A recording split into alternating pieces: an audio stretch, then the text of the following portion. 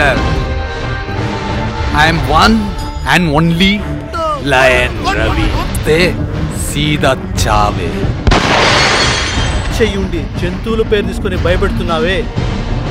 నేను ఎలాంటి వేటగాడినంటే ఈ ఆదర్శం అనే అగ్నిని ముందుకు తీసుకెళ్లేవాడు. శబ్దం వెతుకుతుంది నిన్నే, కేవలం నిద్ర పట్టట్లేదు ప్రతి రాత్రి.